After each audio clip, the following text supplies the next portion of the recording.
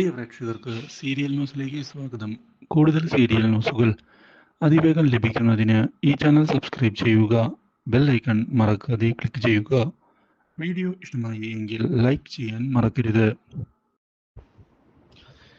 ഒടുവിൽ എല്ലാവരെയും ചതിച്ചുകൊണ്ട് വിവാഹിതരാകുന്നതിനു വേണ്ടി രുക്കുവും അച്ചുവും തീരുമാനിക്കുന്നുവെങ്കിലും ഈ നീക്കം തടഞ്ഞിരിക്കുകയാണ് ഇപ്പോൾ ചന്ദ്രലേഖ. കൃത്യമായ നീക്കങ്ങൾ ഇതോടെ ചന്ദ്രലേഖ മുന്നിലേക്ക് കൊണ്ടുവരികയും ചെയ്തതിനെ തുടർന്ന് ആകെ പെട്ടുപോകുന്നു ഇപ്പോൾ രുക്കു.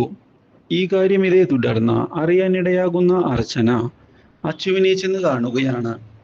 അച്ചു, ഞാൻ എല്ലാ കാര്യത്തിലും നിന്നെ സപ്പോർട്ട് ചെയ്ത് കൂടെ നിൽക്കുകയാണ് ചെയ്തിട്ടുള്ളത്. ഒരു കൂടെപ്പിറപ്പ് എന്ന കൺസിഡറേഷൻ പോലും നീ എനിക്ക് തന്നില്ല. എന്നെ വിശ്വസിച്ചില്ല. നീ വിശ്വസിച്ചിരുന്നുവെങ്കിൽ നീ സത്യങ്ങളെല്ലാം എന്നോട് പറഞ്ഞേനെ. അത് ചേച്ചി എന്നെ സഹായിക്കുകയില്ല എന്ന് കരുതിയാണ് ഞാൻ ഈ കാര്യങ്ങൾ മറച്ചു വെച്ചത്. എന്നോട് ക്ഷമിക്കണം ചേച്ചി.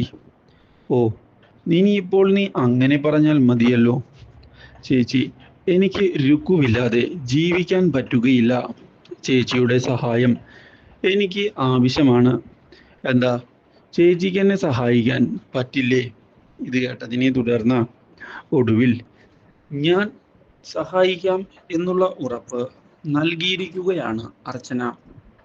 ഇതേ തുടർന്നാണ് രുക്കുവിനെയും അതുപോലെ തന്നെ അച്ചുവിനെയും ഒന്നിപ്പിക്കുന്നതിനായി അർച്ചന മുന്നിലേക്ക് വരുന്നതും ചന്ദ്രലേഖയുടെ പ്രതീക്ഷകൾ തകർത്തുകൊണ്ട് വിവാഹം നടത്തി കൊടുക്കുന്നതും. ഈ കാര്യം അറിയുന്നത് വിജയ് ശങ്കറിനും തിരിച്ചടിയാകുന്നു. Do like, share and subscribe.